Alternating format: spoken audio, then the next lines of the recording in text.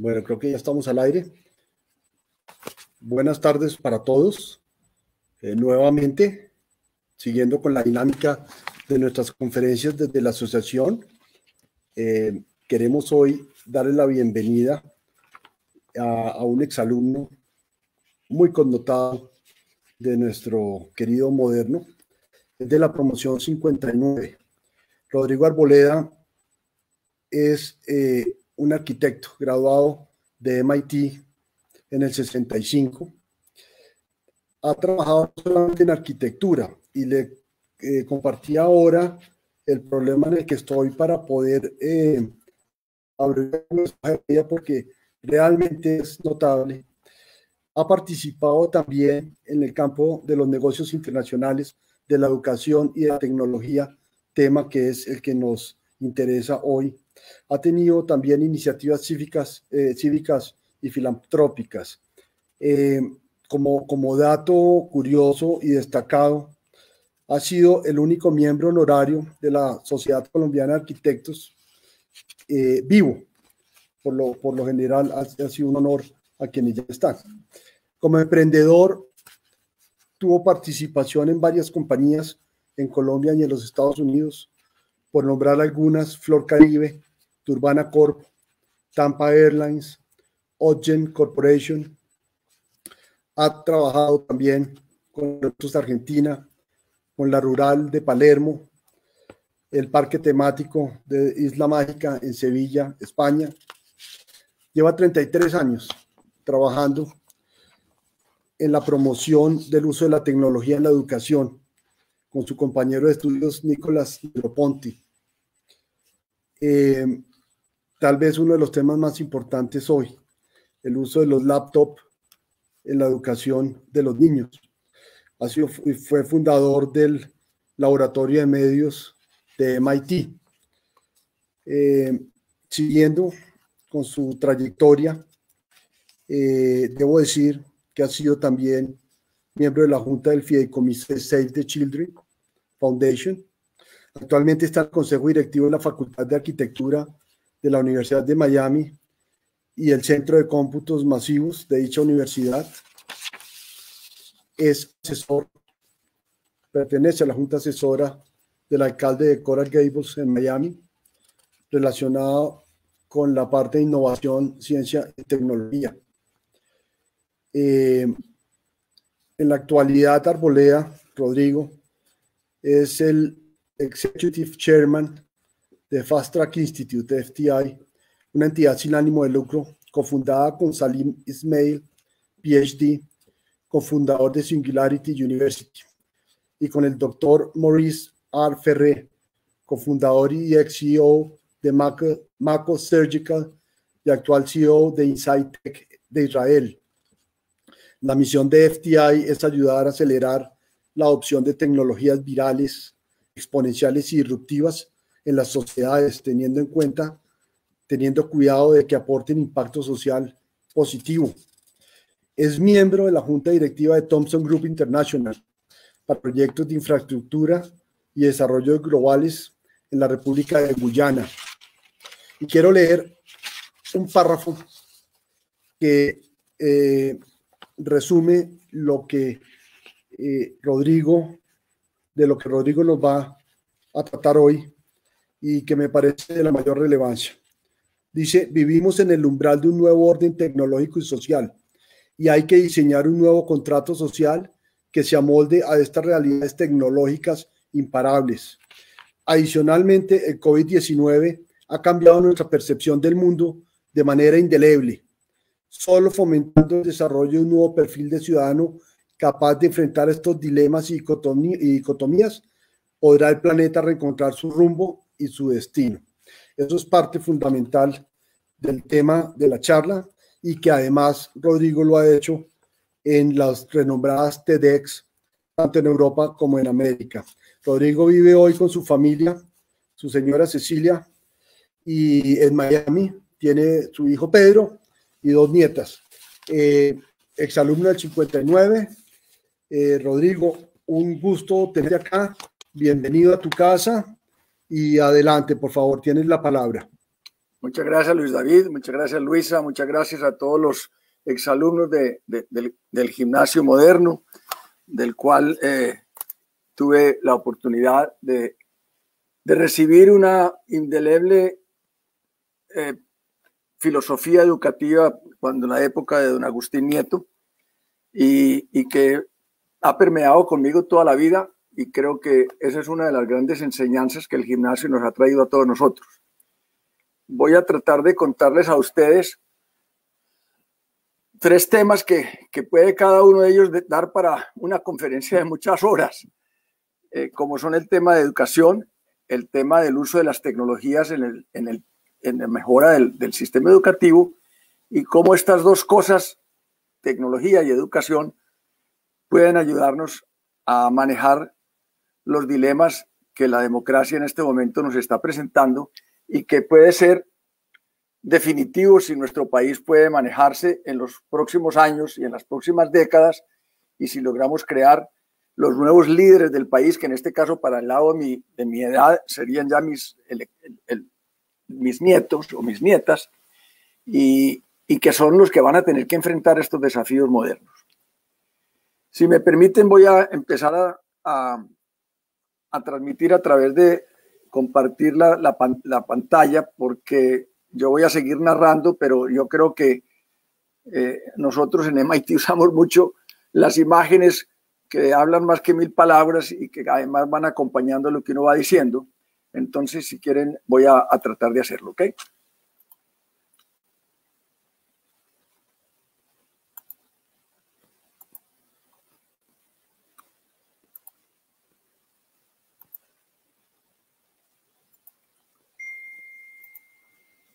¿Me cuentan si la están viendo bien?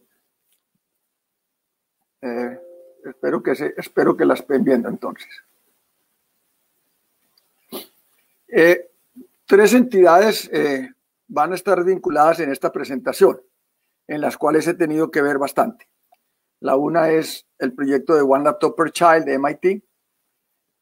La segunda es Fast Track Institute, la actual fundación sin fines de lucro que manejo. Y una tercera que va a estar más adelante, de cómo esto puede ayudar al tema de la democracia. Entonces, la idea que tenemos es que, y más ahora con la pandemia, la pandemia nos trajo 2 elementos demasiado graves a colación. La primera es que en los últimos 7 meses, más de 1.000 millones de niños en el mundo han estado completamente imposibilitados de participar de cualquier proceso educativo por el hecho de que los han tenido que tener confinados en sus casas, donde no hay internet, y no han podido tener un equipamiento que les sirva para poder acceder al mundo del conocimiento por sí mismos. Esas 2 cosas han acelerado lo que nosotros veníamos promoviendo desde hace muchísimos años, pero que nadie parecía pararle bolas, que son el que el Internet ha dejado de ser un privilegio de unos pocos para convertirse en un derecho ciudadano de la humanidad.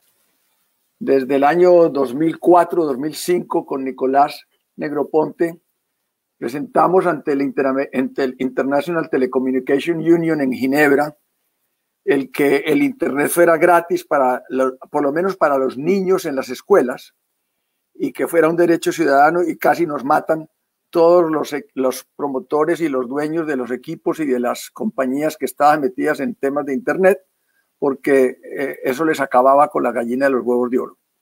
Pero hoy en día ya yo creo que nadie puede discutir que esto es una realidad. Y lo segundo es que nuestro proyecto de One Laptop per Child, que arrancó en el año 2005 y que sufrió todo tipo de ataques de los fabricantes de computadores y de los fabricantes de los sistemas educativos y de los chips, los microprocesadores, porque les canibalizábamos su modelo financiero. Hoy en día también esto ha quedado verdaderamente claro ante la humanidad, que el tener un equipamiento que les permita entrar al Internet se convirtió en un derecho ciudadano. Entonces, Esta es una entrega que hicimos en Nicaragua, donde todos los niños de una población, 5.000 ese día, recibieron su computador y todos estaban conectados al Internet. Entonces voy a contarles un poquito de la historia y el por qué Colombia tiene mucho que ver con este proceso. Primero, las entidades, como les dije yo, One Laptop Per Child es una entidad sin fines de lucro, establecida en los Estados Unidos, nace del MIT.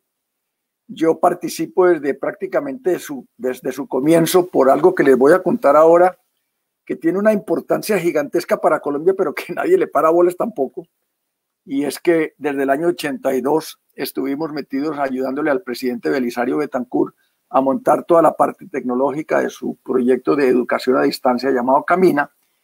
Y ese primer proyecto de Colombia sirvió para que fuera el primer proyecto del Media Lab en MIT. Ese fue el principal proyecto. Y Fast Track Institute, que es otra también, igualmente entidad sin fines de lucro, de la cual hoy en día soy cofundador también y su presidente o chairman, executive chairman, que trata de ayudar a las sociedades, en este caso las ciudades, a acelerar el uso de la tecnología, pero todo y cuando vengan acompañadas de un impacto social positivo. Nosotros en este momento somos Salim Ismail, Maurice Ferré, el médico aquí en Miami que se ha convertido en el serial investor y desarrollador de proyectos de salud más importante de la ciudad, hijo del que fuera alcalde de Miami durante muchísimos años, y mi persona. El sistema donde operamos con Fast Track Institute es el sistema muy basado en Singularity University, del cual Salim Ismail fue su cofundador y presidente durante 7 años, y que hoy en día hacemos parte de este ecosistema llamado OpenExo. Es precisamente significativo de que todo lo que hacemos es de Open Innovation y Open Source. Entonces arranquemos un poquito la historia de OLPC. ¿Qué fue One Laptop Per Child? ¿O qué no fue? No fue un proyecto de computadoras, no fue una empresa comercial que buscaba lucro, fue un proyecto de inclusión, democratización del acceso al mundo del conocimiento. Era un proceso de democratización del uso del conocimiento. Entonces, ¿qué fue lo que cambió? Pasamos de un paradigma educacional basado en enseñar a uno que tiene que propender ahora en aprender. Ustedes podrán decir que este es un juego de palabras, pero en realidad es muchísimo más importante cuando el niño se convierte en actor y deja de ser espectador. Y cuando deja de estar pasivamente sentado escuchando, muerto del sueño, de la aburrición y del tedio, a un maestro, y que en vez de él estar siendo el que busca por sí mismo, por su pasión, por su gusto, lo que quiere aprender. El desafío es no dejar a ningún niño por fuera. ¿Y qué quiso hacer el One Laptop Per Child? La génesis de esto tiene que ver con Colombia y por eso quiero darles un poco de historia. Este curita de una población en Boyacá olvidada de Dios y del mundo llamado Sutatensa, que durante su vida de seminarista lo echaron 3 veces del seminario porque leía a hurtadillas por la noche con una linterna debajo de las sábanas a Marx y Engels, porque decía que para contrarrestar al comunismo había que saber más que ellos o igual que ellos, y que lo volvían a recibir precisamente por la contundencia de sus argumentos. Encontró que en el año 48 hubo un gran descubrimiento que se llamó el radiotransistor. Y con una inteligencia y una creatividad tan enorme, decidió ponerle un radiotransistor en el bolsillo de cada uno de los campesinos que todavía daban con yunta de bueyes, y para que escucharan lo que él tenía para decirles, creó una emisora que se llamó Radio Sutatensa. Este señor se llamó Monseñor José Joaquín Salcedo, todo un visionario. El radiotransistor fue para cada campesino, es lo que hoy en día sería el computador, y Radio Sutatensa de aquel momento es lo que sería hoy el Internet. Cuando Alvin Toffler estuvo escribiendo su libro El Shock del Futuro, pasó por Colombia y vio lo que este señor había hecho en Radio Sutatensa, donde tenía la estación de televisión más importante con más de 1.200 horas de videos educativos, cuando tenía el periódico El Campesino, que era el mayor periódico de circulación de todo Colombia, y cuando las emisoras de Radio Sutatensa eran las únicas que se escuchaban en cualquier lugar del país, escribió sobre este señor en El Shock del Futuro y fue uno de los verdaderos pioneros en el mundo de la educación utilizando la tecnología. Los orígenes modernos tienen estos dos señores, Jean Piaget en Suiza en los años 50 y Seymour Papert, un matemático puro de Sudáfrica que trabajó con Jean Piaget en Suiza, y que descubrieron que cuando alguien aprendía a programar, en aquel momento se programaba con Fortran y se había que ir a un computador enorme que era un IBM 1620, la persona que aprendía a programar desarrollaba 4 actitudes de la mente que eran muchísimo más monolíticas, más bien coherentes y más verdaderamente articuladas que el resto de nosotros los mortales. Lo primero, el que aprendiera a programar, el que tenía que aprender a programar, lo primero que tenía que aprender a hacer era que tenía que tener un pensamiento crítico. Sabía que tenía que entender que su programa no le estaba funcionando.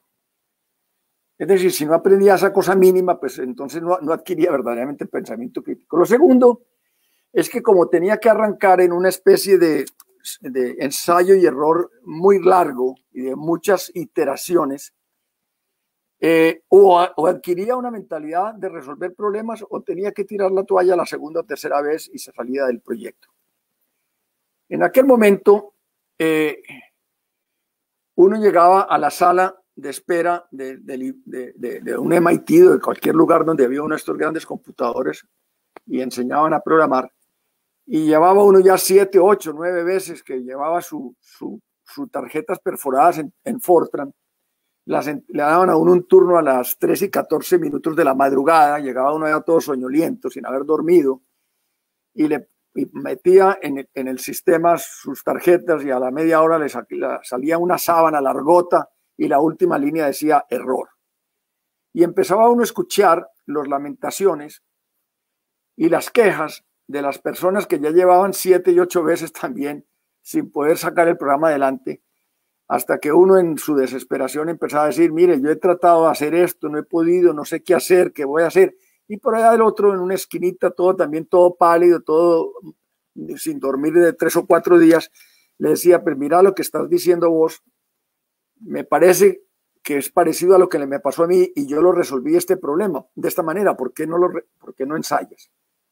Eso que hasta el momento se llamaba copiar o hacer trampa y era un vicio, se convirtió de repente en una virtud que se llama compartir. El compartir se convirtió en el nuevo fenómeno de sacar adelante problemas. Y finalmente, cuando el programa le funcionaba, o esa persona echaba un paso atrás y reflexionaba qué fue lo que hizo, y de esa manera no se le olvidaría jamás cómo fue que ayudó a resolver ese problema, y ese conjunto de esas 4 cosas, pensamiento crítico, mentalidad de resolver problemas, compartir y reflexionar, se convirtieron en un mantra y una razón por la cual estos señores llegaron a decir que el aprender a programar era importante como estructura mental, no para que todo el mundo se dedicara a ser programador, sino que la estructura mental de pensamiento adquiría una fortaleza y una dimensión mucho más monolítica que era importante. En los años 70 entonces llega Seymour Papert a MIT, contratado para montar el laboratorio de inteligencia artificial con otro científico famosísimo que después se llamó Marvin Minsky, y entre los dos estuvieron presentándose en el auditorio grandote de Kresge Auditorium en MIT ante 1.500 personas, y este señor tuvo la osadía, creo que fue en 1969, de decir lo que acabo de contarles de por qué una persona debía aprender a programar, pero fue mucho más adelante decir, mire, es que de aquí en adelante lo que tenemos que arrancar desde primero de primaria es que tenemos que enseñar 3 idiomas a los niños. El primero es el idioma local, el segundo es obviamente el idioma inglés, que es el idioma de la tecnología, pero el tercero es que tenemos que enseñarle a un niño a aprender a leer y a escribir código, es decir, a programar. Y en el futuro todo niño de 5 años tiene que tener un acceso a un computador. Bueno, casi lo matan en MIT. Empezaron todos a reírse en sus asientos entre los 1.000 y pico de participantes que estaban en el auditorio. y empezaban a murmurar que fue este loco que trajimos aquí, ¿por qué no lo mandamos de regreso para Sudáfrica? Porque esto es imposible, un computador es un edificio de 4 pisos, la mitad de ellos son puras elementos de ventilación de los procesadores para que no se derritan, etcétera, y vale millones de dólares y todo.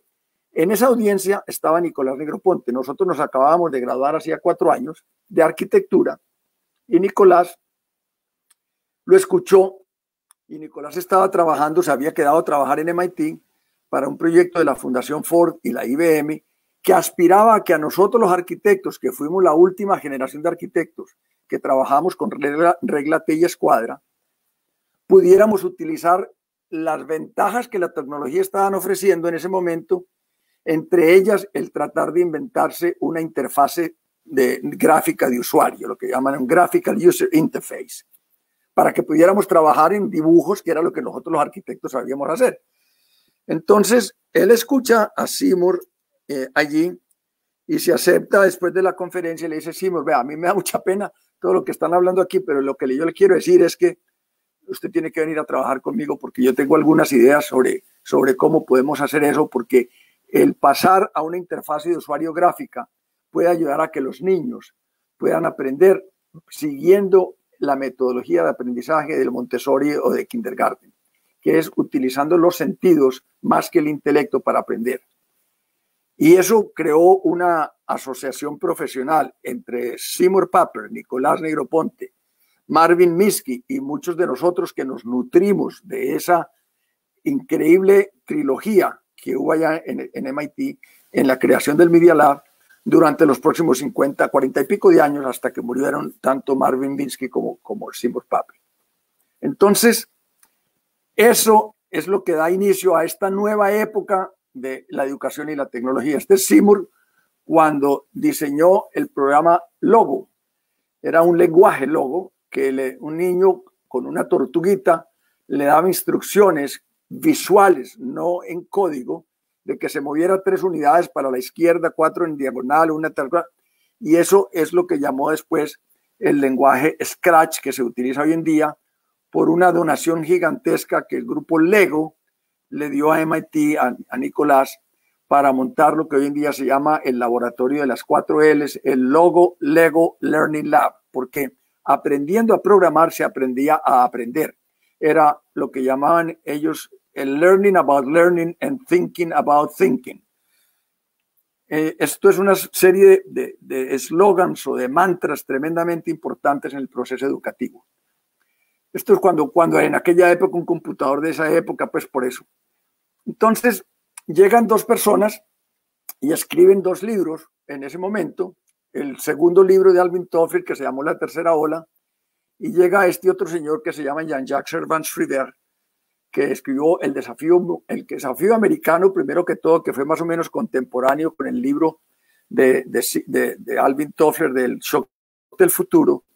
Y este ya hablaba del segundo desafío mundial, que ya no era un desafío americano, sino que era el desafío mundial, que más que todo trataba de que había que meter a la humanidad en el mundo digital. Era el gran desafío.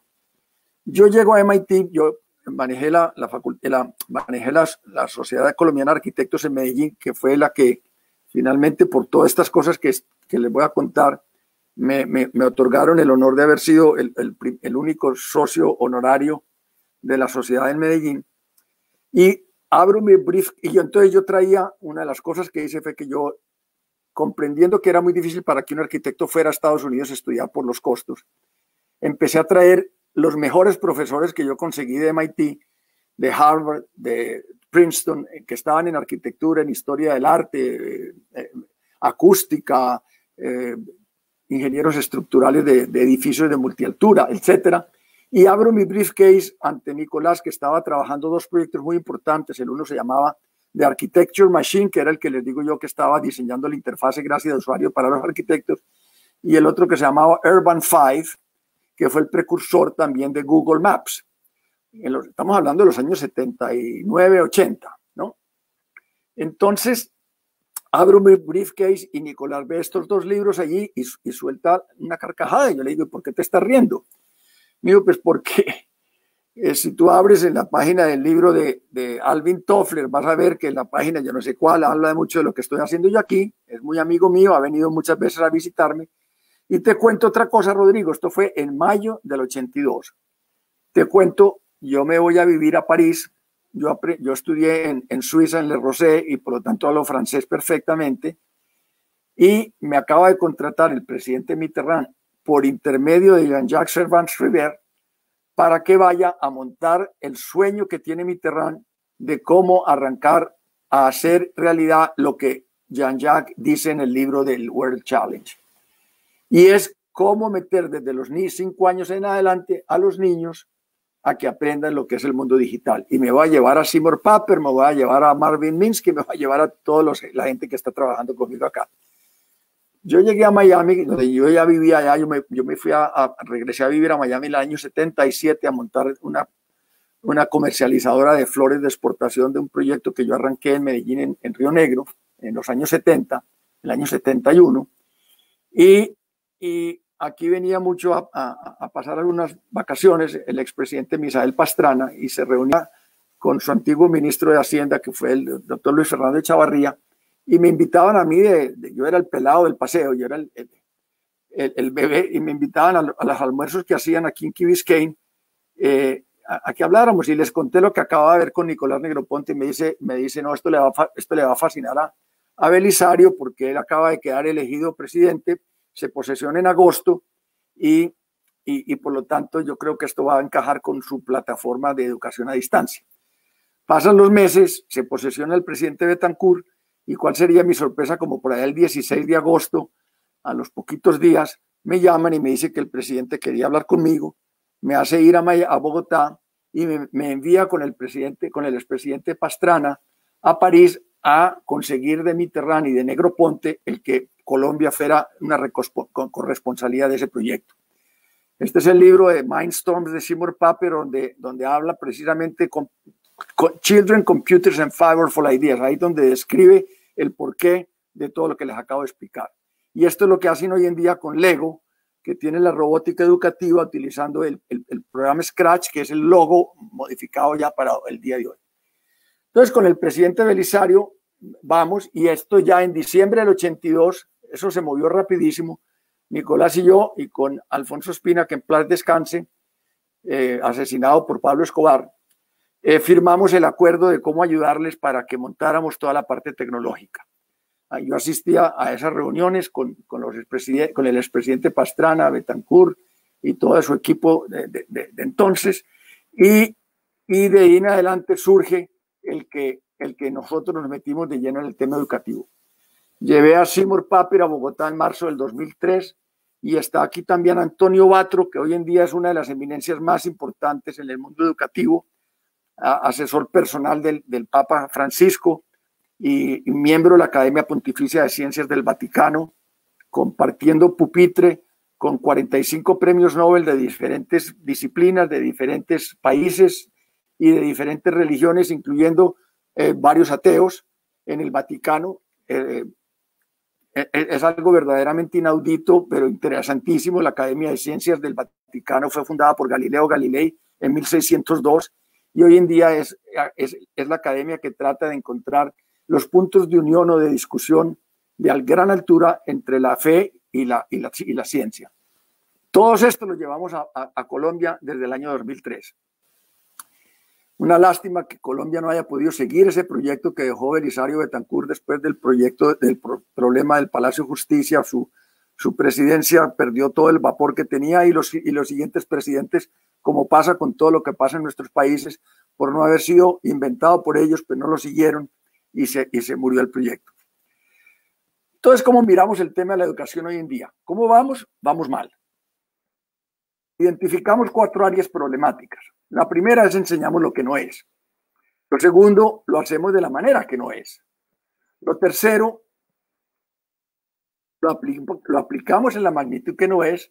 Y finalmente, cuarto, lo implementamos a la velocidad que no es. Entonces vamos por partes. ¿Qué está mal? Enseñamos lo que no es.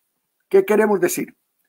En América Latina, su futuro, el de sus hijos y el de sus hijos, depende de que acepten ciertas premisas básicas. La primera, muy obvia hoy en día, vivimos en una economía global. Si no nos damos cuenta de eso, apaguémonos y vámonos para la casa. La segunda es que va a estar muy dominada por la tecnología. También es una verdad de tanto peso que no vale la pena ni entrar a discutir. Entonces, ¿qué debemos hacer? Necesitamos muchísimo más ingenieros y científicos.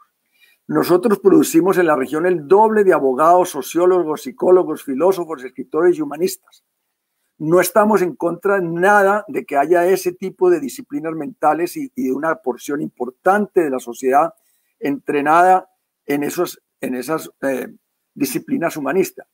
Pero si nos quedamos solamente con esa proporción, lo que vamos a crear es una generación de diletantes, fantásticos conversadores de café parisino de la Rive Gauche, que se quedan hasta las 5 y 6 de la mañana hablando de lo humano y de lo divino, del amor y de la muerte, pero que no producen ninguna de las cosas y soluciones que el mundo está necesitando en este momento.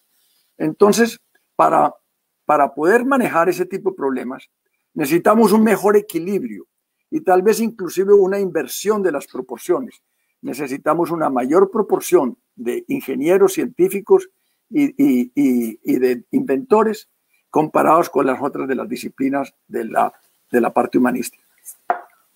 Necesitamos un cambio radical de modelo cultural. Tenemos un nuevo perfil de individuos. Necesitamos más investigadores, más ingenieros, más innovadores. ¿Por qué?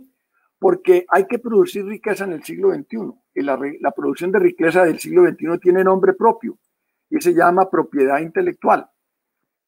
Esa es la que está creando en este momento los Google, los Facebook, los Twitter y todos los demás. La competitividad de la región o la falta de la misma depende de que nosotros entendamos esto. El segundo punto a entender es que la manera de transmitir el conocimiento estamos equivocados.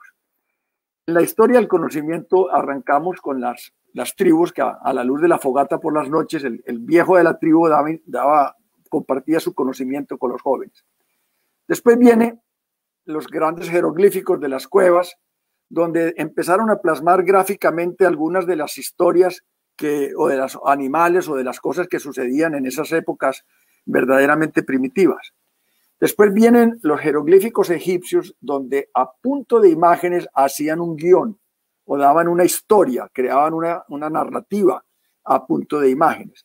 Y finalmente llega el sistema cuneiforme de los egipcios, de los asirios, que por primera vez en la historia crearon un símbolo abstracto que transmitía conocimiento. Es decir, pasaron de la parte gráfica a la parte abstracta. El código actual de conocimientos son las 26 letras del alfabeto, los números arábigos, y ese es el que tenemos hoy en día como el 90% de nuestro sistema de comunicación. Pero entonces, a los años 50, como les digo, sale un primer código diferente que es el código binario digital, que se basa en ceros y en unos, y por eso se llama digital o binario, porque son solamente dos. Y ese es el que apenas hemos tocado en la superficie a la gran cantidad de la población de nuestros países, no los grandes privilegiados como las personas que nos hemos criado en colegios como el Gimnasio Moderno, sí hemos tenido acceso a este código de comunicación, pero la gran masa de la población no. Y luego viene lo que viene para las futuras generaciones, que es donde tenemos nosotros una obligación de ir preparando a nuestros muchachos, que en este momento serían, en el caso mío, nuestros nietos, como dije anteriormente, en el caso de muchos de ustedes, los hijos de ustedes. Ese nuevo código de conocimiento y de manejo de las cosas es un código que ya no va a ser ni ceros ni unos, sino que son 4 letras, la A, la T, la C y la G, que son las que marcarán el futuro de las nuevas generaciones. Y significan las 4 moléculas que conforman la totalidad del genoma humano. Donde termina el mundo digital, comienza el mundo de la genética y la biofísica. Ese es el nuevo lenguaje, que ese sí que es cierto que muy poquitas personas en nuestros países están manejando. Y ahí es donde está el gran futuro. En otras palabras, entonces, el empoderamiento de las gentes consiste utilizando el telón de fondo, que ya es el 0 y el 1, ha servido para descifrar el gran misterio de la biotecnología y la genética, que es el código, la doble hélice del DNA. Pasemos al 2001. En el 2001 Nicolás tenía un proyecto en Camboya, en un pueblito a 5 horas de la capital, donde no había ni electricidad, ni había luz, no había internet, no había nada. Consiguió una gran pantalla, como se ve ahí al fondo, y le dieron la Motorola y otros más le dieron unos laptops, y montó un generadorcito que era una maquinita chiquita de diésel, y empezó a llevar conocimiento a esa aldea remota. En las noches la única fuente de iluminación eran las pantallas del computadores, y se dio cuenta de que era posible que en una región remota de una sociedad, dándole conectividad y dándole este equipamiento, era posible que esa gente pudiera tener el mismo tipo de acceso en calidad y cantidad que los niños más privilegiados de un Nueva York, un Tokio o un Berlín. Y eso es lo que nace, es lo que hace que y la idea de One Laptop per Child empiece a germinar.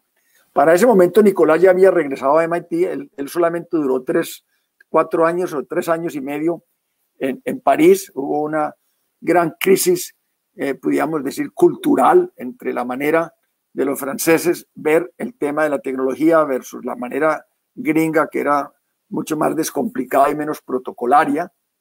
Y Nicolás se vio que ahí iba a tener que luchar contra una corriente muy grande, y se revolvió con sus 14 científicos y compañeros del proyecto. Y ahí fue cuando Jerry Wisner, el presidente emérito de MIT, que había sido el asesor principal del presidente Kennedy en su proyecto de enviar el hombre a la luna, que ya era presidente emérito, vio lo que Nicolás había hecho en París, le dijo: esto hay que montarlo aquí en MIT.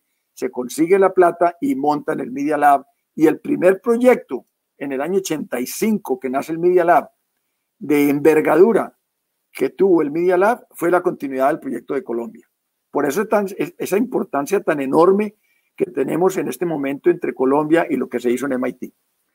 Entonces, en el año 2005, entonces, basado en lo que él aprendió en Camboya, Nicolás presenta el International Telecommunication Union en Libia, en la reunión anual, el proyecto del One Laptop per Child. En aquel momento era un prototipo plástico con una manivela que se le daba cuerda para como en los radios que utilizó Mandela en África, en Sudáfrica, y ese fue el inicio de lo que pasó. Este fue el primer prototipo que utilizamos. Y después se encuentra y presenta en Davos en el año 2005, finales 2005, enero del 2005, presenta en Davos la idea del One Laptop per Child, y un presidente, el de Uruguay, Tabaré Vázquez, lo escucha, y 10 presidentes más que asistieron en ese momento: Lula, el primer ministro de Tailandia, el presidente de Perú, el presidente de Nigeria,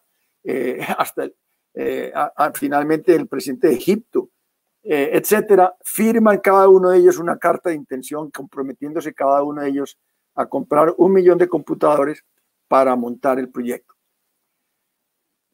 Tabaré Vázquez regresa a Uruguay, él es médico oncólogo, reúne a su gabinete y les dice: señores, acabo de encontrar la vacuna más importante de mi vida. Y como todos sabían que él era médico en su gabinete y que todos los viernes de cada mes durante el tiempo de su presidencia recibió gratis en la mañana pacientes de cáncer en su consultorio, le dijeron: bueno, presidente, es el HIV, es la malaria, es el dengue, ¿es qué?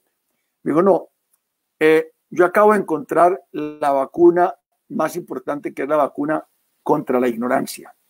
Y como yo soy médico oncólogo, me doy cuenta de que cuando hay una epidemia, que es la epidemia de la ignorancia, hoy en día esta fotografía que la he usado mucho en el pasado con el tema del coronavirus, sí que es cierto que toma relevancia. Uno no se contenta con ese, no, sino hay la necesidad de encontrar una vacuna. Y una vez que uno encuentra una vacuna, uno vacuna a todo el mundo. Porque uno no vacuna a una persona así y una persona no, creyendo que por ley de probabilidades la persona que está en between, entre los dos, de una persona vacunada no tiene ningún problema. Se vacuna a todo el mundo. Y yo voy a vacunar a todo el mundo contra la ignorancia. En aquel momento también en Senegal habíamos arrancado para que no quedara la idea en París de que era porque era amigo mío Nicolás, estábamos montando el de Colombia, entonces nos tuvimos que inventar una especie de subterfugio que fue, entonces creemos uno en Asia, uno en África y uno en América Latina. En Asia fue en Pakistán, en África fue Senegal, aquí está Seymour Papert con los niños, este es un Apple II que nos regaló, varios de ellos nos regaló Steven Jobs, y IBM en el IBM PC también nos regaló un montón de ellos, y montamos eso. La competitividad de la región es falta de la misma, entonces ya tenemos habíamos visto eso, ya tenemos esta también. Yo les quiero mostrar una cosa, para que vean ustedes la diferencia educativa. Si yo los llevara a ustedes en este momento a una sala de cirugía finales del siglo XIX, principios del siglo XX, este sería más o menos el cuadro que presentaríamos. Y si lo llevara ahora, hoy en día, a ese médico, lo traspasábamos en el tiempo, del finales del 19 y principios del 20 a principios del 21, a este señor creería que aterrizó en la luna, no entendería absolutamente nada de lo que está pasando allí.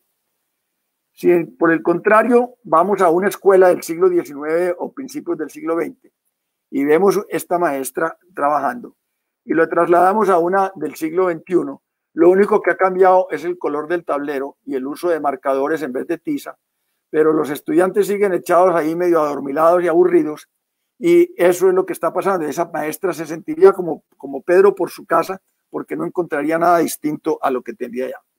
Entonces, los conceptos equivocados que tenemos en este momento en materia de la palabra escalabilidad versus incrementalismo. Hoy en día, con el tema de la exponencialidad, ya sí entendemos la diferencia entre un incremento lineal versus un incremento exponencial. El problema es que no podemos seguir incrementando de a poquitos el tema educativo, sino que hay que meterlo en un sistema exponencial. Hay que hacer este tipo de cosas, hay que saturar completamente poblaciones enteras con niños es lo que hacíamos. Los laboratorios de computadores ya pasaron a mejor vida, nadie los usa, todos están con un trapo encima para que no se empolven. Un computador para varios chicos tampoco, el amor personal, el sentido de autoestima y su posesión más preciada es un computador. Segundo es que estamos todavía centrados en los docentes, cuando en realidad deberíamos estar centrados en el niño. Esto es en una fundación en Medellín, donde el niño le está enseñando a la adulta, que es la presidenta de una de las fundaciones que hay en Medellín, enseñándole cómo manejar el computador. Es el niño el que le está estudiando. Y mire la cara de este niño y miren la expresión de sus ojos y la intensidad de lo que está haciendo. Porque lo que pasa es que estamos haciendo es enseñándole unas fórmulas abstractas de conocimiento a un muchacho que se está durmiendo y que no le interesa lo que está pasando, en vez de estar metido viendo lo que está haciendo, porque el tamaño de la pantalla, el color, todo eso mete por los sentidos. Esto es en Bogotá, en un colegio con Shakira en Ciudad Bolívar. El poder leer la pantalla a plena luz del sol es bien importante. Este computador lo hacía. Y teníamos también la velocidad del procesador versus el poder trabajar con el consumo de energía. Esto fue en Sierra Leone, donde cada computador tenía su panel de solar y podían estudiar afuera, debajo de un árbol, porque adentro era muy caliente con los techos de zinc y además no había energía. Entonces, la otra idea es comenzar con chicos de bachillerato que ya van a entrar al torrente laboral versus comenzar con los niños de primaria. Esta es la edad en que hay que trabajar con los niños para que aprendan verdaderamente a ser efectivos ciudadanos del siglo XXI. La velocidad del cambio, el sentido de urgencia es bien importante. Por un lado estamos todos diciendo que hay que correr, pero por el otro lado le estamos poniendo un freno de aire al pobre corredor para que no pueda correr más rápido. Entonces, hay una predicción interesante que hace Nicolás, y es que todo lo que hemos visto hasta el momento en materia de descubrimientos e implementaciones del mundo digital es aproximadamente un 5 a un 8% de lo que veremos en los próximos 5 años. Esto lo dijo él por allá en el año 2007. Hoy en día, con las tecnologías exponenciales del momento, como son blockchain, como son Big Data Analytics, como son inteligencia artificial y como son el de Internet of Things, estamos todavía mucho más rápido en este proceso. Porque la velocidad del cambio es tal que país o región que no se mueva rápido no podrá competir ante el embate de países como Corea, Taiwán, Singapur, China e India. Les quiero contar que en el año 83 fuimos a una misión a Singapur y en ese momento Colombia tenía casi el doble del ingreso per cápita de Singapur. Y mire lo que ha pasado con Singapur, que sí siguió con su proyecto educativo y nosotros que lo interrumpimos.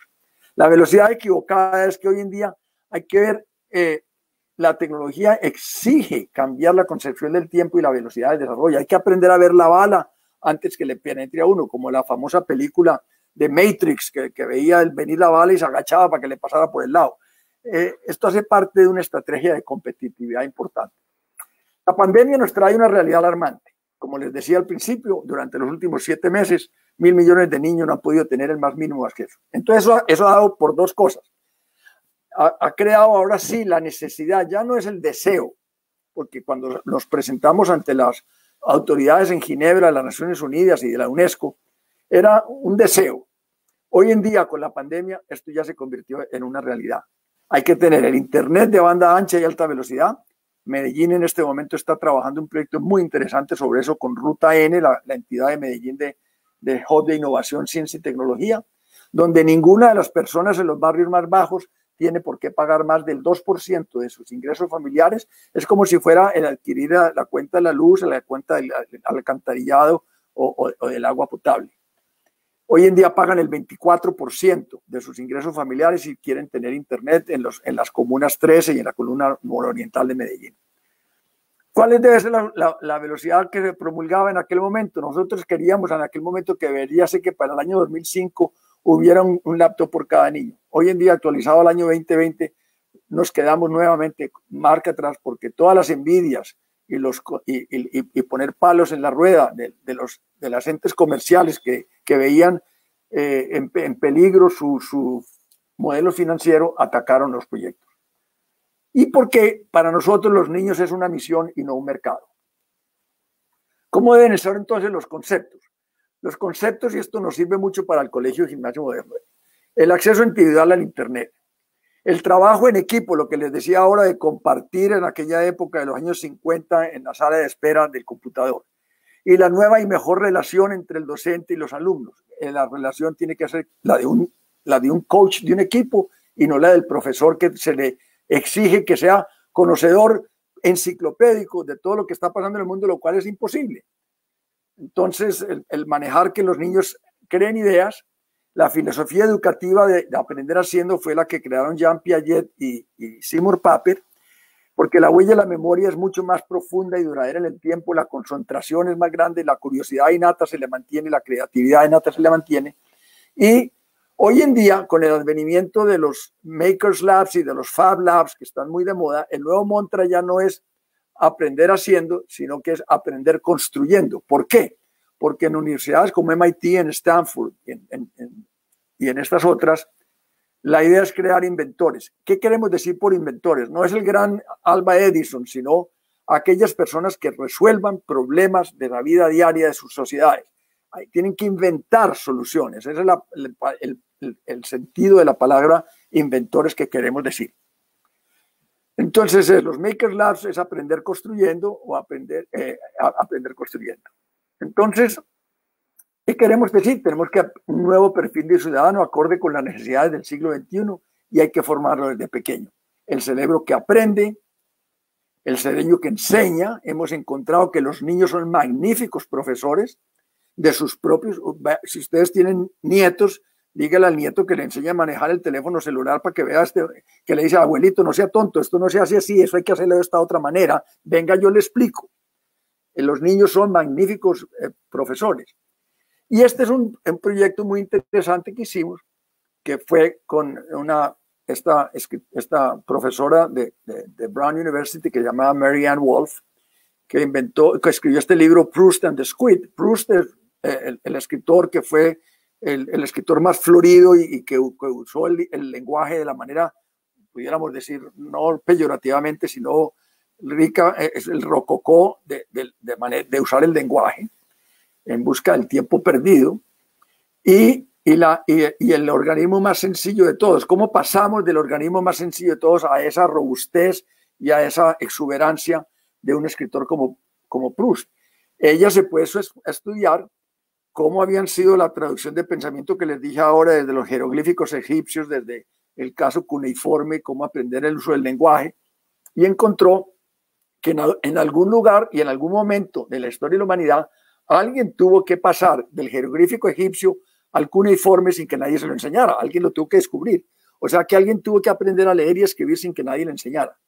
Entonces arrancamos un proyecto basado en dos cosas. Primero, en este proyecto que hubo en la India, que es el cerebro que aprende por sí mismo. Un señor llamado Sugata Mitra, indio, fue a unas aldeas de la India y encontró que nadie sabía nada de un computador. Nadie conocía un solo computador. Y metió estos computadores con pantalla táctil en las paredes de unos edificios. Y se fue. Y a los 6 meses volvió y encontró que todos los muchachitos y les enseñaba a los niños, a los adultos, y todos trabajaban con el proyecto. Esto dio pie a un proyecto que se llamó Hole in the Wall, el proyecto Hole in the Wall. Hoy en día va por todo el mundo dando conferencias, le pagan un pocotón de plata, Bill Gates le dio $1 millón para que siguiera con su proyecto. Nosotros lo contratamos en el Media Lab y con él trabajé viendo cómo verdaderamente podíamos romper la barrera de cómo un niño podía aprender a leer y escribir sin que nadie se lo hiciera. Porque en este momento tenemos en la región de África y América Latina 100 millones de niños cuya escuela más cercana le queda a 40 kilómetros de distancia. Entonces esos niños van a quedar completamente en el oscurantismo medieval, a menos que encontramos alguna manera de que ese niño aprendiera a leer y escribir por sí mismo. Entonces descubrimos que en Etiopía había varias poblaciones arriba a 4.000 metros de altura en la zona de los volcanes, donde nadie en la aldea sabía leer y escribir, absolutamente nadie, no conocían un alfabeto, no conocían nada, todo era verbal. Entonces montamos un proyecto consistente en que les repartimos unas tabletas que nos regaló Motorola, montamos una estación solar para cargarlas por las noches y cada 2 semanas venían desde Addis Abeba unos muchachos que nosotros teníamos allí de nuestros proyectos en África y que sacaban la tarjeta SD del computador, que ya estaba wire completamente. Esa tarjeta daba lectura abierta y transparente, todo lo que hacían los niños con ese computador, cuántos minutos, cuántos segundos, en qué programas, cuántos se duraban en cada programa, todo lo demás. Y nos mandaban a MIT eso y nosotros lo tabulábamos en un spreadsheet, en una hoja de cálculo gigantesca. Eso dio lugar, esta era la aldea, miren lo que tenemos. Y así fue cuando les entregamos los laptops o las tabletas. Entonces empiezan esos niños por sí mismos. Nadie les enseñó nada, incluyendo las cajas cerradas. Ellos abrieron las cajas, aprendieron cómo prender la tableta, cómo usarla, todo sin que nadie se los enseñara. Y llega en el caso, inclusive hay esta fotografía es muy indicativa. El de la izquierda está enseñándole al que sigue. El que sigue le entiende al que sigue. Y aquí hay uno como inspeccionando que todo lo que estén haciendo lo estén haciendo bien hecho. Pues bien, el proyecto fue de tanta significación que ya a las pocas semanas vimos que en el piso estaban aprendiendo los alfabetos y estaban cantando las cancioncitas que estaban metidas en los programas educativos que había en la tableta. Y empezamos a ver que para que no se toparan toda la memoria que había en cada tableta, les habíamos inhabilitado la cámara, porque si se ponían a tomar videos y fotografías, pues acababan con la memoria. ¿Cuál sería nuestra sorpresa? Como al mes y medio de haber ido, que llegamos y habían hackeado las cámaras y estaban tomándose las fotos y se tomaban los videos entre ellos mismos. Ahí fue cuando nos dimos cuenta de que en realidad algo importante teníamos entre manos.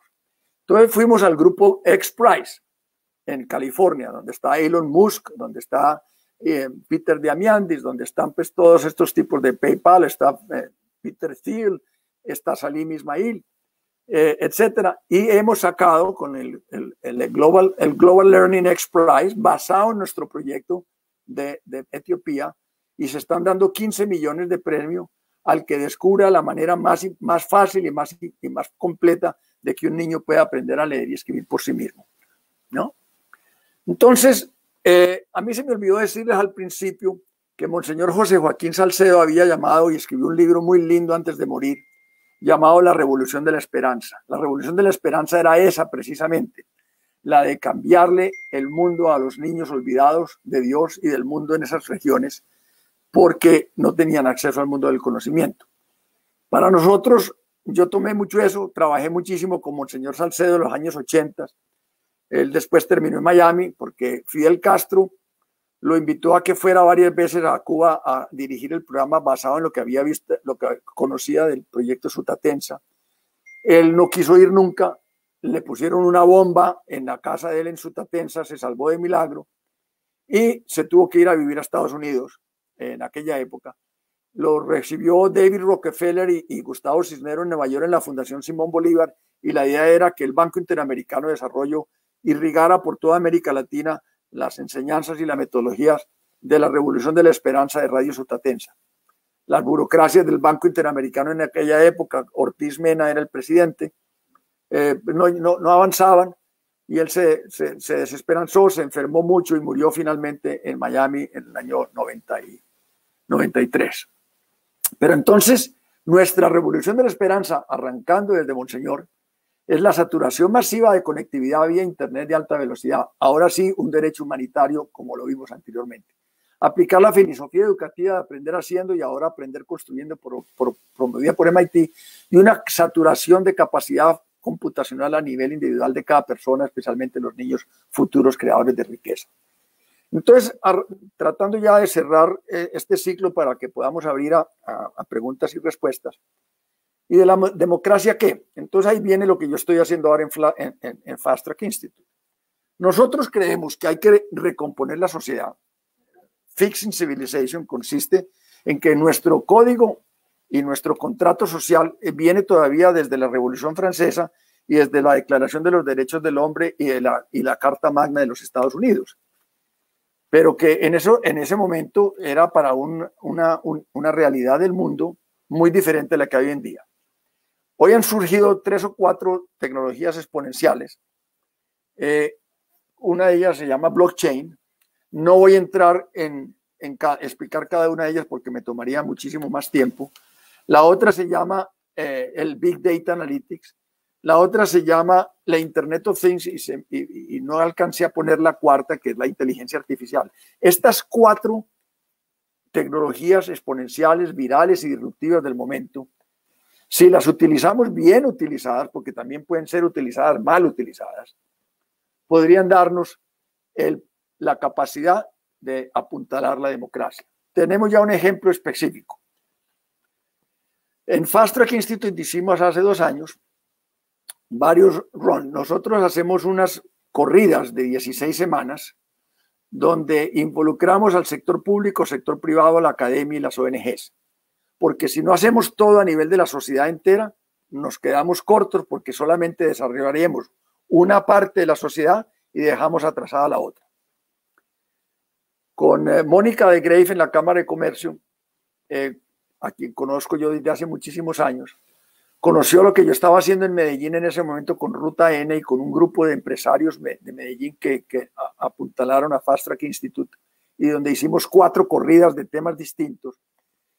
Con Mónica y con la Cámara de Comercio, con la Universidad del Rosario y con el Consejo Superior de la Judicatura, hicimos una corrida de 16 semanas para reformar el sistema de administración de justicia de Colombia. Y nosotros fuimos capaces en hacer eso, en eliminar el 90% de las tutelas que pueden ser hechas por inteligencia artificial, porque son tan comunes todas y quitan tanto tiempo a los jueces, de manera que podamos seguir entrenando mejor a los jueces y al mismo tiempo quitarles un trabajo que es tedioso, aburridor y que no aporta nada. Eso lo hicimos entre Fast Track Institute, que fue lo que hicimos nosotros, y nos unimos al Dalai Center for Ethics de MIT. Y con ellos fue que hicimos el proyecto y han quedado encantados con lo que hicimos. Y eso nos debería servir en este momento, porque veo con muchísima preocupación lo que está pasando, que creo que ustedes también todos la ven, con el sistema de justicia de Colombia. El verdadero golpe de Estado que en Colombia pueden dar no lo van a dar dando bala ni la guerrilla, lo van a dar por el sistema judicial. Porque si seguimos pensando que el ente de la Corte Suprema de Justicia es el ente que supuestamente es el ente más sagrado de un país, pero donde vemos que hay lo que se llamó el cartel de la toga, donde hay varios de los expresidentes en la cárcel o prófugos, donde vemos que hay ventas constantes y continuas y que todavía siguen en ellas, vendiendo fallos y vendiendo cosas jurídicas, si no arreglamos ese problema, van a acabar con Colombia. Y lo van a acabar por la vía judicial. Y ese es el verdadero problema. Y si logramos meterle tecnología a todo esto, es una manera como el sector privado puede empezar a hacer. Yo creo que ahora para el proyecto, la parte de preguntas y respuestas, con mucho gusto expando algunos de estos temas que son mucho más modernos. ¿Y por qué también este? Yo hago parte de la junta directiva de este organismo aquí en Miami que se llama el Inter-American Institute for Democracy. No es partidista, no es ni de derechas ni de izquierdas. Es simplemente el reconocer que la democracia hoy en día está, solamente hay o democracia o dictaduras populistas. Y que da la casualidad que las dictaduras populistas en este momento ya no hay ninguna de derecha, ya no hay los Pinochets de este mundo, da la casualidad que todas están siendo verdaderamente de izquierda muy recalcitrante. Y que lo que tiene Colombia en este momento como amenaza inmediata de un Venezuela con 200.000 hectáreas de coca sembradas en Colombia, con esa droga saliendo en gran parte por Venezuela y que retornan una parte muy importante de esa plata por la vía negra para alimentar lo que están haciendo en casos de promover el desorden público y promover un atentado contra la democracia, es una cosa demasiado delicada para que el sector privado, la academia, pero una academia bien orientada, porque la academia también la hemos dejado en muchas partes, sobre todo en los organismos oficiales, que se lo han ido tomando muy, es una teoría, una estrategia de muy largo plazo, que vienen haciéndola con mucha dedicación y con mucha inteligencia para erosionar la democracia. Para eso es importante que tengamos un triángulo efectivo del desarrollo. Yo a ratos uso una palabra un poquito más sexy, que es el triángulo amoroso del desarrollo, que es el sector público, el sector privado y las ONGs y academia en un solo coso. Medellín lo venía haciendo hasta que llegó un alcalde que se llama Quintero y atentó contra esa gobernanza que tenían en Medellín durante tantas décadas, que ha sido la que ha sacado a Medellín adelante, cuando teníamos a los Pablos Escobar y a todos estos bandidos y supimos dar con una solución al respecto. Ahora están tratando, porque saben muy bien que ese es el pilar fundamental por el cual en este momento podíamos verdaderamente apuntalar la democracia en Colombia, tienen que estar atentando el instante derecho a meterse a la yugular a esto. Nuestro proyecto significó que Uruguay sacó una estampilla de correo con nuestro computador, y la más importante para mí, donde tuve mucho que ver, en Ruanda, el gobierno de Ruanda creó una nota bancaria con nuestro computador, y el presidente cuando me la entregó cuando estábamos entregando el 500.000avo computador en Ruanda, le pregunté que cómo había hecho él para meterse en este proyecto, un país que acababa de salir de uno de los genocidios más horrorosos del mundo. Y me dijo que muy sencillo, cuando él llegó, después del genocidio, trató de hacer un inventario de las materias primas que tuviera el país para saber cómo lo sacaba adelante. Y se dio cuenta que el país no tenía un puerto marítimo, no tenía ríos navegables, no tenía agricultura extensiva y no tenía lo que sus vecinos sí tenían, que puede ser considerado como una bendición, pero puede ser una maldición, llamado uranio, oro, petróleo, gas, etcétera, diamantes. Y que al contrario se encontró con cientos de miles de niños huérfanos del genocidio. Dijo, pues a mí, la materia prima mía es el cerebro de estos huérfanos y me voy a dedicar a sacar a estos niños huérfanos adelante. Y hoy en día Ruanda está considerado como el Singapur de África. Entiendo que en la audiencia hay alguien que estuvo trabajando mucho en Uganda y me encantará tener una mayor conversación sobre esto, pero a mí Ruanda me impactó muchísimo. El proyecto nuestro fue considerado en los 150 años de la historia de MIT como uno de los 50 proyectos más importantes, los 50 años de la historia, y me siento sinceramente muy honrado de haber participado de ese proyecto. Entonces la pregunta que yo les hago a ustedes para culminar es, ¿qué hacemos? ¿Nos quedamos quietos o actuamos? Y quiero cortar tal vez aquí, le quiero mostrar una serie de cosas. En nuestro computador ya está en manos. Este es Antonio Batro, que estuvo en Colombia. Es una de las fotografías que mostré yo en el año 2003, hoy en día es la Academia de Ciencias del Vaticano. Aquí estoy con Mohammad Yunus, cuando él y yo fuimos jurados en Nueva York de un proyecto de la Universidad Holt. Estas niñas en Pakistán nos dijeron que las iban a matar a todas, porque las niñas no las dejaban ir al colegio. Nosotros resolvimos poner en cada computador el libro completo del Corán. Y en ese momento empezamos a regar la voz de que ese libro del Corán, que era un libro sagrado, estaba en el computador. No han tocado a una sola. Y desde ese momento pudimos educar a las niñas en Pakistán. Esto fue cuando llevé a la Macarena. Todos los niños de la Macarena tenían un computador en ese momento.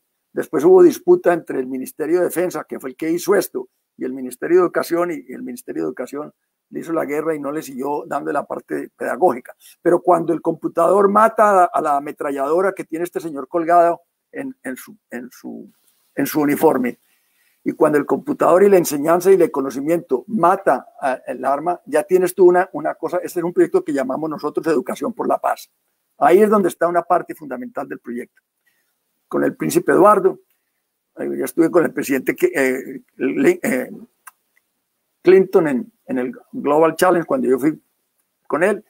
Hay una serie de galerías de fotos, pero voy a acordar aquí porque quiero que tengamos paso. Ya son las 8:07 y quiero terminar de share para que podamos vernos las caras y poder, no sé si me ven ya, si ustedes están ahí, vamos a ver. Rodrigo, ¿ahí me oyes? Aquí estoy, sí. Bueno. Qué maravilla de conferencia, qué ilustración la que nos das con estos temas. Creo que son de la mayor relevancia. Cada uno de estos temas que advierto quedaría para 2 o 3 horas, pero es que estamos mezclándole, pero porque es que la realidad del momento exige que los acometamos en conjunto. Sí, así es. Y es ver la secuencia a través del tiempo de la relevancia que ha tenido y cómo estos procesos se han truncado más por temas políticos en un lado que en otro y generado unos efectos adversos a los que se han logrado en otros sitios. Entonces, la primera pregunta que yo haría, antecediendo a los que quieran preguntar, es ¿de qué manera se podría convocar para que este tipo de procesos ya probados en otros países, en otros escenarios, e inclusive en unas circunstancias aún inferiores a las de Colombia, pudieran ser llevados a cabo de una manera eficiente en nuestra sociedad? Y lo pregunto porque no solamente encontramos que hay deficiencias en el sistema educativo general, sino que además hay una diferencia muy grande entre la educación del sector público y la educación de los colegios privados. ¿De qué manera se pudiera convocar, se pudiera hacer algo que hiciera efectivo este tipo de procesos y poder lograr resultados en el corto plazo? Porque yo estoy de acuerdo en que esto ya no da mucho más tiempo. Sí, hombre, el problema es que las tecnologías exponenciales del momento nos han puesto en una carrera contrarreloj impresionante. Y lo que nosotros hemos visto es que solamente cuando hay un consenso como sociedad y donde el sector público, el sector privado y la academia y las ONGs se juntan, no con los celos de cada una de ellas ni con las envidias de cada una de ellas y cada una de ellas queriendo ser la dueña de un proyecto. Obviamente que un proyecto de esto sale mucho más adelante cuando viene desde la cabeza del presidente de la República, como lo hizo Tabaré Vázquez, como lo hizo el presidente de Ruanda. Eso venía desde él. Yo sé que el presidente Duque es enamorado de este proyecto. Yo lo he discutido mucho con él cuando él estaba en el Banco Interamericano de Desarrollo. Y lo que pasa es que el presidente Duque tiene tantos chicharrones en esta cabeza que le quedaron, ahora los nuevos que tiene con el coronavirus, que a mí una de las cosas que más me angustia y me preocupa es la falta de comprensión de nosotros los colombianos con la magnitud de los problemas que le tocó manejar a este señor. Este señor es un tipo muy inteligente, muy moderno, muy echado para adelante, muy de esta filosofía digital del mundo moderno, pero es que no lo están dejando trabajar y no lo están trabajando porque cada vez que propone algo sale la Corte Suprema de Justicia y ahora le legisla hasta si pueden usar el calibre 12 o no calibre 12. En esto nos van a decir si podemos tener medias blancas o si las medias tienen que ser negras. No, hay alguna distorsión grande de nuestro contrato social en este momento en Colombia y hemos dejado crecer a un organismo que ya sabemos que está corrupto y que es el que está manejando ya no solamente la parte judicial, sino que se está metiendo en la parte legislativa y se está metiendo en la parte ejecutiva. Eso es una cosa que el país tiene que empezar a manejar de una manera más consciente. Los medios de comunicación están todos medio quebrados y están desesperados por salir adelante y entonces están pegados es de reproducir lo que se dice en los medios sociales con los likes y los retweets y entonces lo único que hacen es repercutir eso para no quedarse sin audiencia y lo único que producen es las noticias malas. El país hay que sacarlo adelante defendiendo la democracia. Este señor fue elegido por una mayoría muy importante de más de 3 millones de votos. Es la oficina, es el cargo de la presidencia, es la institución de la presidencia a la que hay que defender a toda costa. Y eso solamente se hace si logramos convocar a todas las fuerzas vivas y solamente a largo plazo las hacemos con educación. La educación es la base de todas las soluciones, pero educación hacia el siglo XXI. Este proyecto que hay en Medellín en este momento del Internet, medido en gigabits por segundo, no en megabits por segundo. El proyecto de Internet de Medellín es de gigabits. Es decir, que acepta ya el trabajar con tecnología 5G. Entonces, eso es importantísimo hacerlo. Y yo creo que si logramos apuntalar al presidente y decirle, aquí estamos, y canta, plata y meter. Yo en este momento estoy trabajando un proyecto en Guyana que va a ser el país más rico per cápita del mundo, más que Qatar, más que Dubái, más que Abu Dhabi. Yo estoy trabajando allí y ya estamos trabajando con el nuevo gobierno en que todos los niños de Guyana van a tener un computador gratis conectado al Internet de altísima velocidad. Muy bien, voy a leer una pregunta, sí. Si me lo permite, Rodrigo. Claro. Y es del señor Ricardo Pérez Arciniegas. Él pregunta, ¿qué se debería hacer, según usted, con los colegios en Colombia? Mira, nosotros en este momento estamos trabajando un proyecto que se va a llamar el futuro de la educación. El futuro de la educación lo estamos trabajando conjuntamente con la Universidad de Miami, Singularity University, MIT. En Medellín se ha apuntado la Universidad Pontificia Bolivariana. Me gustaría que una de las universidades de Bogotá estuviera y tal vez algunos colegios. La Bolivariana tiene la peculiaridad de que es la única universidad del país que tiene desde kindergarten hasta PhDs. Manejan desde kindergarten, primaria, secundaria, carreras y PhDs. ¿Por qué? Porque estamos viendo que hasta el momento, en los últimos 150 años, la educación de nuestros países está basada en un proyecto, en un problema de oferta. Las universidades, los colegios ponen un pensum que muchas veces es obligatorio por parte de un gobierno y la gente se apunta a ese pensum. Cuando en este momento deberíamos estar trabajando desde un punto de vista de la demanda. ¿Por qué? En este momento hay un déficit de 1,5 millones de programadores de algoritmos de inteligencia artificial. No el gran genio que maneje algoritmos de inteligencia artificial, sino el que sirva para manejar la carpintería del algoritmo de inteligencia artificial. En Medellín estamos manejando un proyecto con Ruta N, un organismo que me gustaría mucho que ustedes investigaran un poco más porque yo no he encontrado en el mundo un organismo similar a ese. Y con ellos estamos viendo, por ejemplo, con Accenture se ha firmado un proyecto. ¿Cuánta gente necesita usted para manejar algoritmos? Y nosotros, y nos dan un plazo de 1 año para entrenar básicamente a esas personas que manejen algoritmos de inteligencia artificial. Ahí va a haber una fuente de ingresos en dólares, no se tienen que ir del país, no hay fuga de cerebros, etcétera, etcétera. O sea que el poder participar en un gran debate sobre cuál debe ser la educación del futuro para un país como Colombia y que todas las fuerzas vivas del país trabajen en eso, sería uno de los proyectos importantes en que nosotros venimos ya trabajando un poco, pero no hemos arrancado porque el bendito COVID no nos dejó arrancar, pero para allá vamos. Así es. La siguiente es de Rafael González Richmond, amigo y compañero del colegio. Él pregunta, ¿qué papel juega la prospectiva y el pensamiento cognitivo de redes complejas, contrapuesto al lineal en sus planteamientos? Precisamente, pues aquí hay una inteligencia colectiva, hay una serie de lo que llaman neural networks, networks neurales, que si vamos creando toda esta formación de talento y si vamos regándola por la ciudad, llega un momento en que las redes complejas y las redes neurales se convierten en un pensamiento colectivo de una sociedad, que esa sería la aspiración magnífica a la que podríamos llegar, o sea, que juegan un papel importantísimo.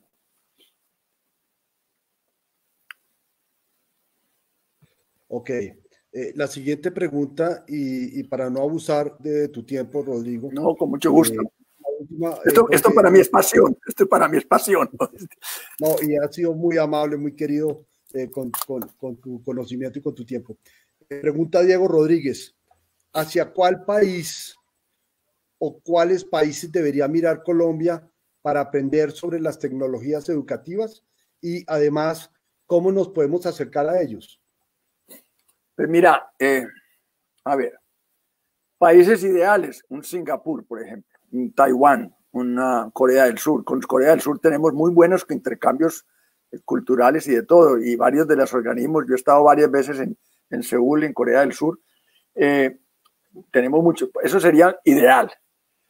Uruguay sería otro muy cercano a nosotros. Lo que ha hecho Uruguay con el Plan Ceibal, vale la pena que creáramos una mejor red de comunicación con ellos. Yo sé que lo conocen muy bien en el Ministerio de Educación y todo, pero yo les quiero decir, el problema de los ministerios de educación es que el Ministerio de Educación dejó de ser un Ministerio de Educación para ser voy a hablar cosas muy radicales y muy controvertidas, pero yo quiero sacudir.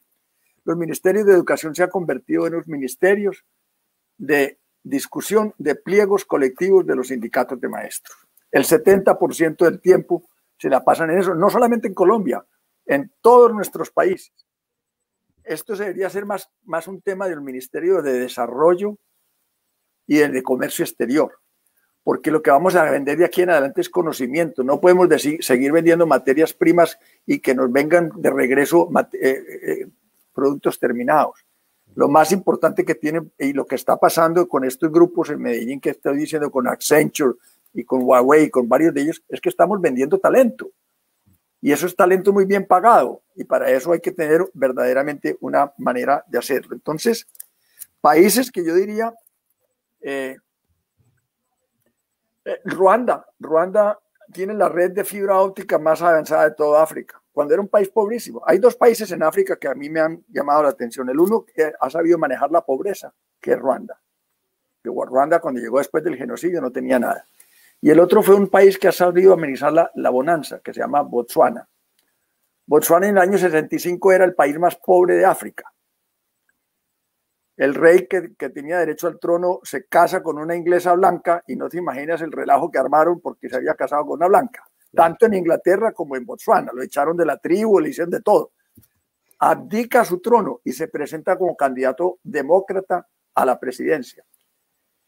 Y en el momento en que estaba haciendo eso, se entera de un gran secreto que tenían unos comerciantes, era que creían que habían descubierto minas de diamante. Se monta en la presidencia y empieza a manejar la bonanza de las minas de diamante, que después hubo también carbón y después hubo cobre, y es el país que se ha ganado todos los premios de transparencia, de equidad, de distribución de la riqueza y de la manera como ha manejado el país durante 40 años. Y eso es de apenas 40 años. Lo que aspiramos a ayudarle al gobierno de Guyana es eso. Entonces estamos trabajando. Mire, ustedes van a ser el país más rico per cápita. Hoy en día Guyana es el país más pobre de América del Sur y el segundo país más pobre del hemisferio después de Haití. Entonces, si le decimos, si usted quiere hacer un Nation Building Project y utilizar todo este dinero que le va a caber, no caiga en las maldiciones que le cayeron a Nigeria y a todos los demás países que no supieron manejar estas cosas. Trate de hacer las cosas bien hechas. O sea que hay mucho por compartir. Sí. Mejores prácticas hay muchas para compartir. Pero por el momento, para ser más claro en la respuesta que me hicieron, yo diría que el país que más cercano a nosotros deberíamos hacer es Uruguay. Muy bien. Muy bien, Rodrigo. Hay otra serie de comentarios, pero vuelvo, digo, no quiero abusar del tiempo. Ha sido realmente muy gratificante, muy edificante tu conferencia. Esperamos poder tener otra pronto, mantener el vínculo con la asociación. Desde la Junta estamos trabajando en un proyecto para poder implementar un centro de pensamiento que creo que es bien importante porque tenemos una materia prima a través de nuestros exalumnos que ha sido una riqueza intelectual y de conocimiento bastante grande, y queremos recoger todo esto para poder empezar a generar, a abrir el espacio a la sociedad con todo este tipo de contenido que nos parece de la mayor importancia. Entonces, sí, déjame, yo te digo una cosa que puede ser de importancia, sí, por lo que acabas de mencionar. Yo hago parte de un comité ahora adscrito a la presidencia de la Universidad de Miami, sí, donde por primera vez en Estados Unidos hay dos presidentes de dos universidades que no son americanos. El primero, inclusive MIT, por primera vez en 150 años el presidente de MIT no es americano, es un venezolano. Se llama Rafael Reif, físico de la Universidad Simón Bolívar de Caracas, que fue a MIT, se graduó, se hizo su PhD y se quedó, y fue el que inventó los proyectos, el Massive Online Courses Online, los proyectos masivos, los cursos masivos en línea, y por eso le dieron la presidencia. Con él he hablado y él tiene una interesada vocación norte-sur. Él reconoce que los MITs de este mundo y los Stanford y todo han tenido una vocación este-oeste, pero quiere una vocación norte-sur. Y el segundo es el presidente de la Universidad de Miami, es un mexicano llamado Julio Frenk, que fue ministro de Salud Pública de México y después fue decano de Salud Pública de Harvard durante 11 años y hoy en día es presidente de la Universidad de Miami. Ese sí que es cierto que tiene una vocación hacia norte-sur.